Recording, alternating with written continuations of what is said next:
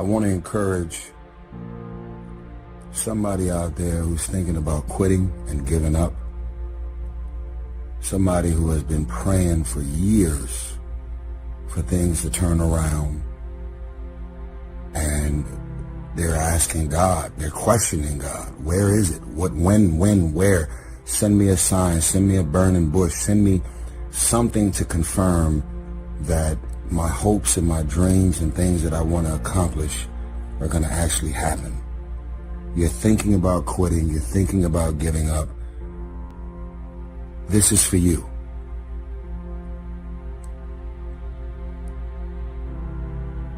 Don't give up. Don't give up. Stay in it. Stay focused. You know, life can throw you some curves. And it's not just the things that you see coming, but sometimes it's the things that you didn't see coming that hit you out of nowhere, that set you back in such a way that it seems like you can't get over it. And we, are dealing with a lot of normal times where people feel like already their plate is full. And then all of a sudden, out of nowhere, there comes these unexpected things that just make us feel like we're overwhelmed. And you've reached your limit and your bandwidth is full. And you already said, I can't take another thing. And then out of nowhere, here comes something you didn't see coming and you're in it. This question, am I going to make it, is something that each and every individual is asking themselves all over this nation and in many places of the world. And in your homes, somewhere in your heart, these words are echoing, am I going to make it? Somebody needs to know today you're going to make it. Somebody needs to know today you're doing all right.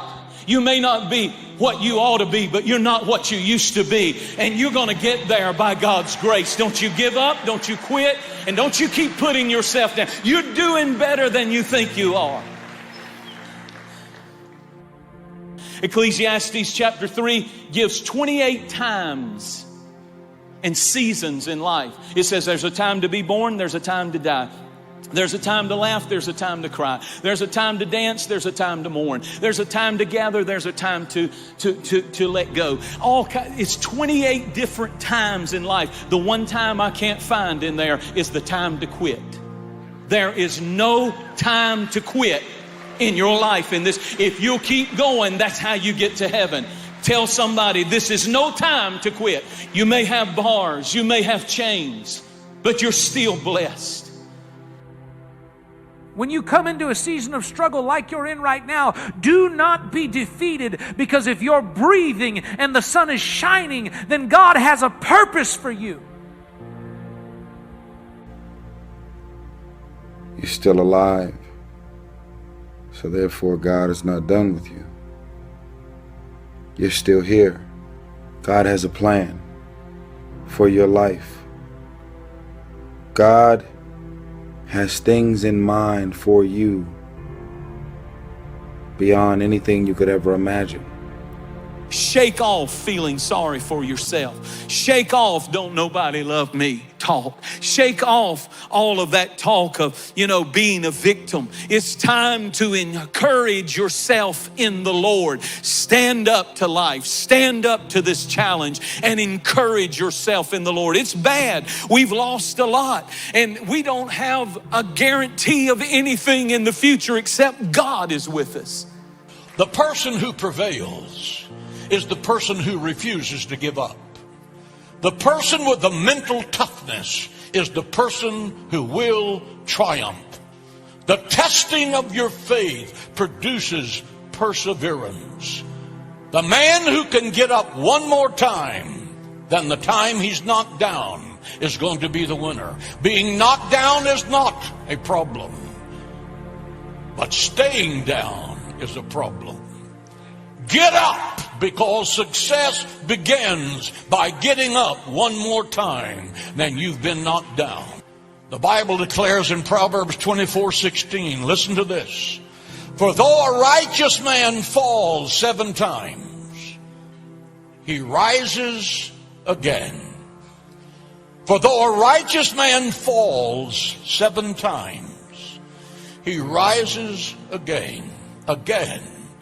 You're not a failure for falling down. You're a failure for staying down. You know, it's amazing how many people in the world have done phenomenal things after having failed numerous times in their life. And so failure doesn't have to be the end. Making mistakes doesn't have to be the end. I think most people, if they're going to be successful, they have to press through some things. And one of the things that we tend to do, or that one of the lies that the enemy tells us is, well, there's just no way. There's no way. There's no way out. But we have to remember that there's always a way out. And those of us who are believers in Jesus Christ know that He said in John 14:6, I am the way. We may not know the way, and He may not be telling us the way, but He wants us to believe that He is the way maker. God will make a way for you, but He does require you to never give up. If you invite Jesus in, if you passionately get on your knees and pray, and you invite Him in, He will show up. And He will literally make a way out of no way. He's always there. Sometimes you don't feel He's there. Sometimes you wonder, where in the world of God are you? He's always there. You remember that verse? I will never leave you nor forsake you, period. You cannot walk through one moment of adversity as a child of God without His presence. I will never leave you nor forsake you, period. Not except if what? No.